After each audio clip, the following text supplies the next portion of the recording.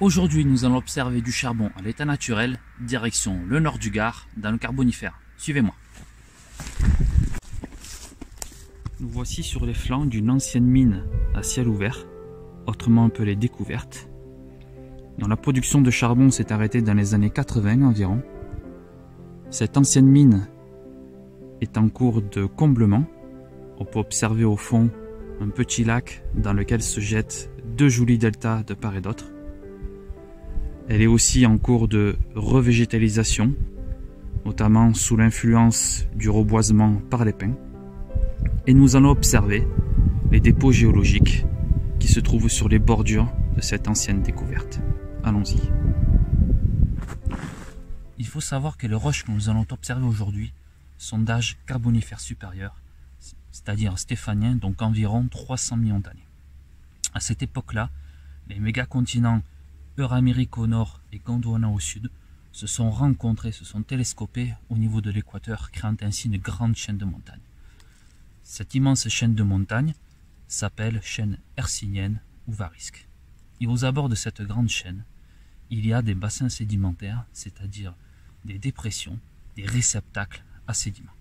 Et nous allons observer donc les roches présentes dans ces bassins. Allons-y. Nous allons observer les affleurements bordant cette ancienne découverte. Et déjà, en rentrant sur cet affleurement, on observe les premiers indices sédimentologiques, avec ici une belle fougère fossile.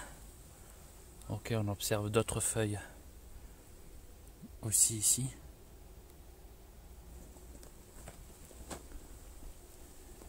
Et nous allons nous enfoncer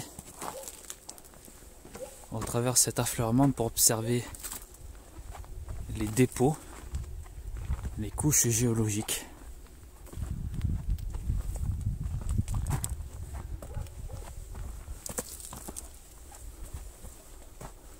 On observe un empilement de couches, les unes sur les autres,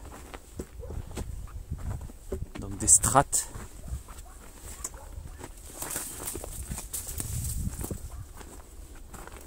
Bien horizontales. Et on a une alternance de bancs de grès et de bancs d'argile. Et au fond ici se dégage un niveau noirâtre, anthracite. Et ça, c'est le charbon. On va aller voir ça de plus près.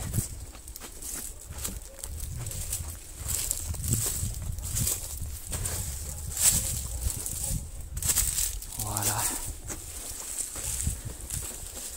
Une belle couche de charbon qui se dégage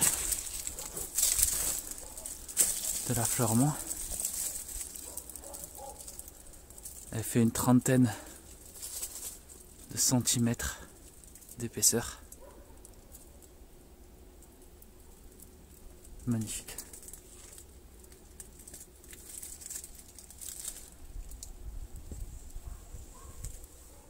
Donc d'ici on observe clairement cette couche de charbon disposée en strates et cette alternance entre le charbon ici, plus bas les niveaux argileux dans lesquels nous avons observé des débris de végétaux comme les fougères, et en dessous ici nous avons des niveaux de grès que nous allons observer plus en détail. Ces strates de grès qui étaient originellement du sable et qui se sont transformées en grès lors de la compaction ont une granulométrie fine, c'est-à-dire environ ça, et elles comportent des structures sédimentaires que l'on appelle des rides de courant. Et ces rides sont la trace d'une dynamique, d'un fluide, d'un courant qui a déplacé ces sédiments pour les déposer ici.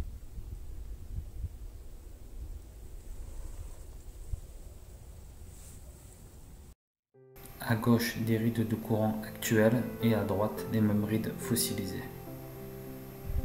Voici la représentation des rides de courant où on observe ici ce litage.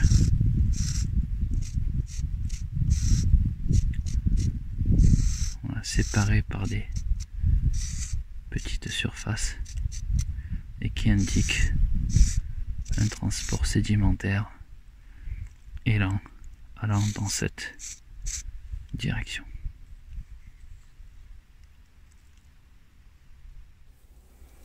Dans les niveaux argileux, on retrouve, comme ici ou ici, des débris de plantes qu'il y avait à cette époque, c'est-à-dire il y a 300 millions d'années. Et aussi ici,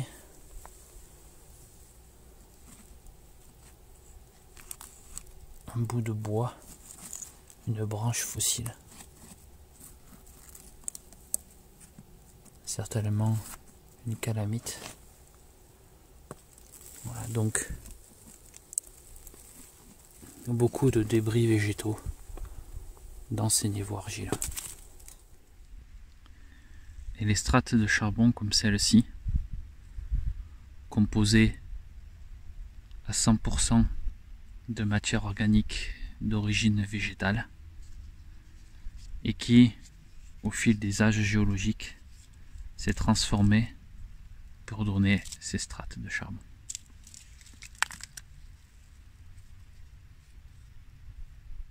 Nous pouvons résumer cet affleurement d'une manière simplifiée avec cette alternance de couches, donc des strates horizontales à subhorizontales, soit composées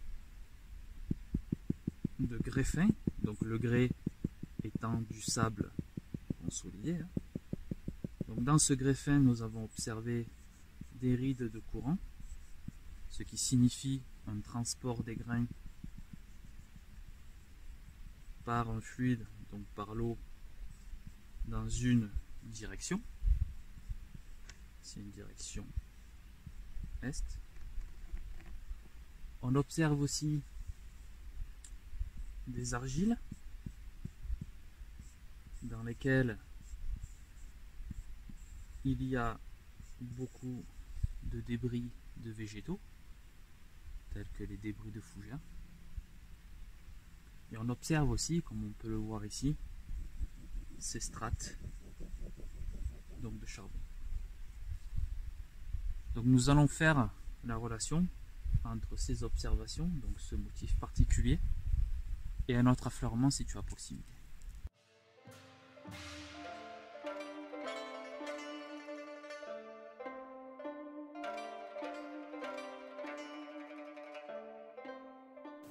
Dans le prolongement de l'affleurement, on retrouve toujours les veines de charbon, mais cette fois-ci, on est plus massif et plus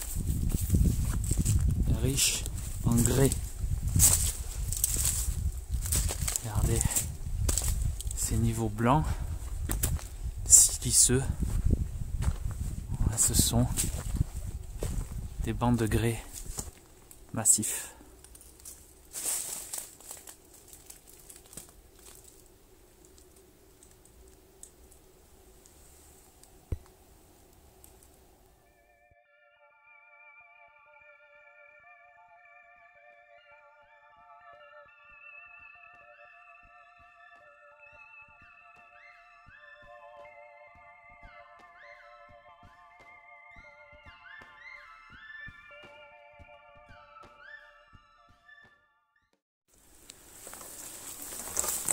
Voilà, nous sommes arrivés à l'affleurement. Je voulais vous montrer avec une falaise de 7-8 mètres uniquement composée de grès.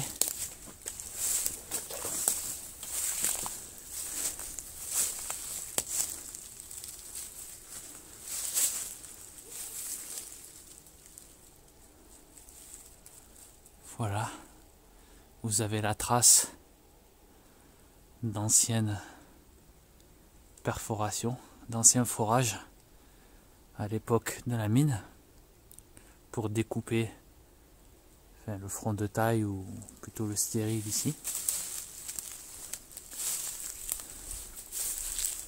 Et là, qu'est-ce qu'on observe? On observe que la granulométrie, eh bien, elle est plus du tout la même. On n'a plus affaire à des grès fins cette fois-ci. On peut voir ici par exemple la taille des grains. Ok. Donc des graviers, un mélange de sable et de gravier, avec aussi donc la présence de débris de végétaux.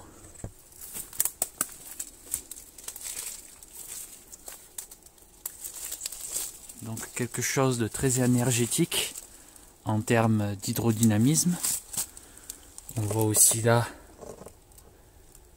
des clastes d'argile qui ont certainement été arrachés plus en amont ou aux alentours.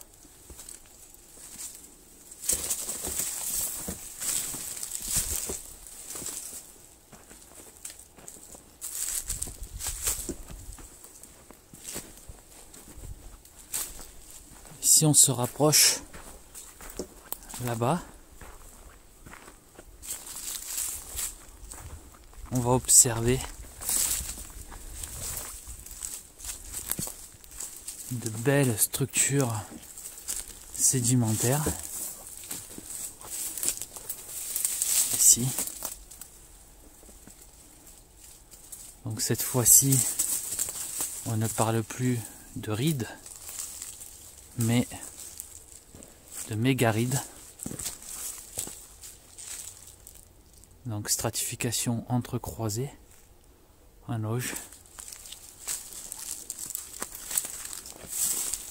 Il y en a, voilà, c'est magnifique ici.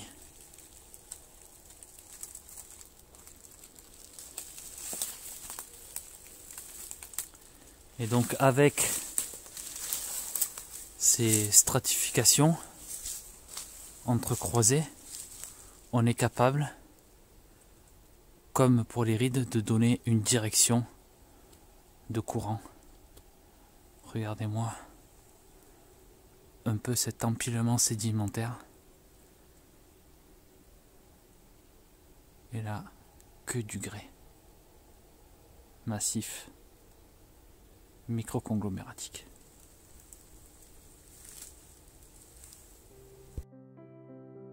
Ici, une illustration des stratifications entrecroisées.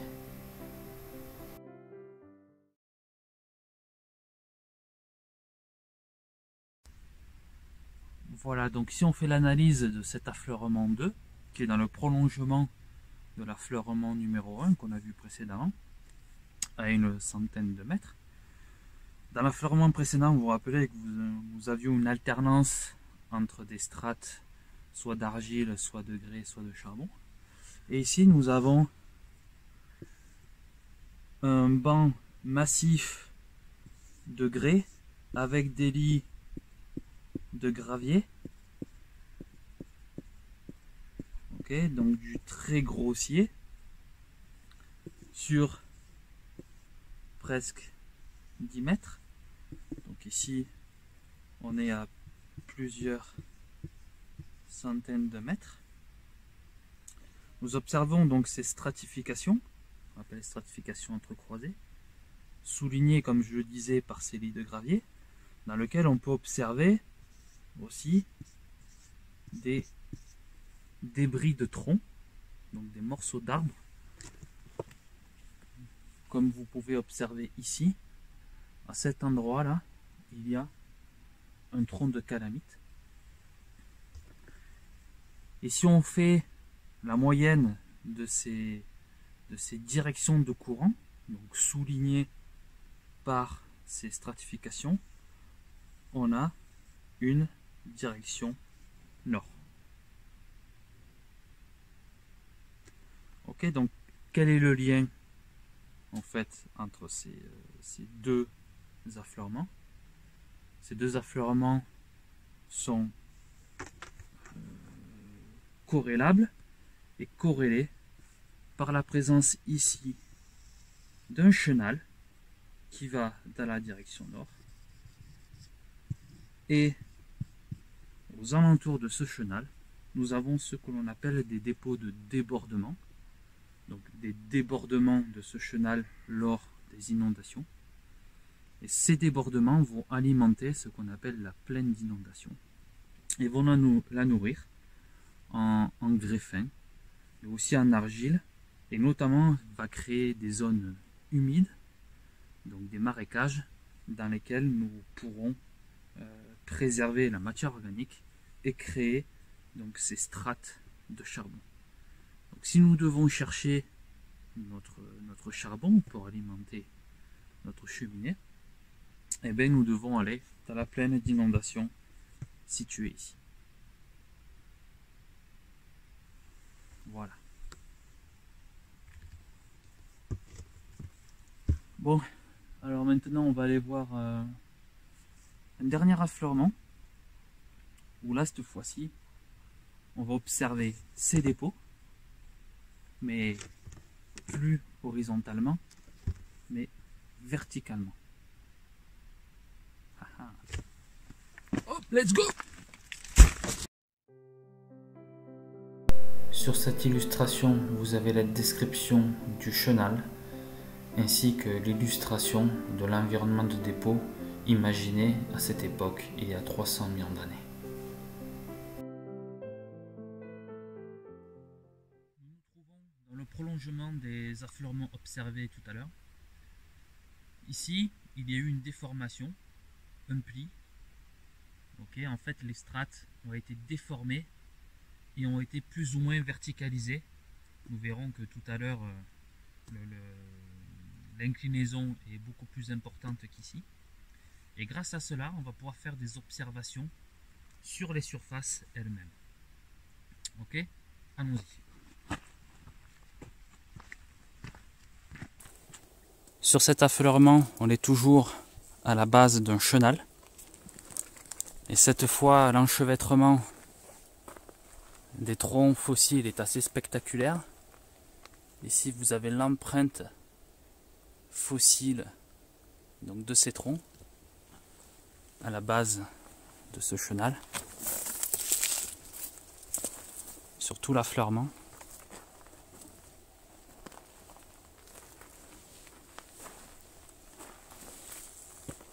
Ici.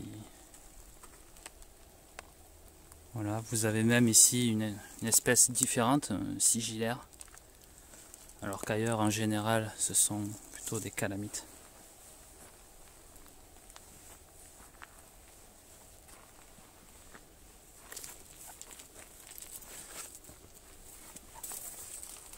Voilà.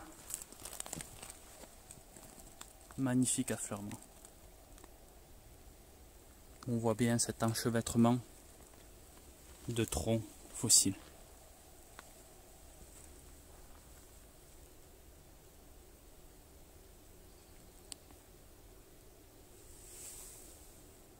Nous sommes arrivés au terme de cette excursion géologique sur un affleurement carbonifère du nord du Gard. J'espère que ça vous a plu, que vous avez appris des choses. Un message important, il est fondamental de préserver notre patrimoine géologique. Donc donnons l'opportunité aux futures générations de géologues de profiter comme nous de ces affleurements. Donc évitons de les dégrader. Voilà, donc je vous dis à bientôt. Abonnez-vous à ma chaîne YouTube, likez, partagez. Et j'espère à très vite sur de nouveaux affleurements. Ciao, ciao!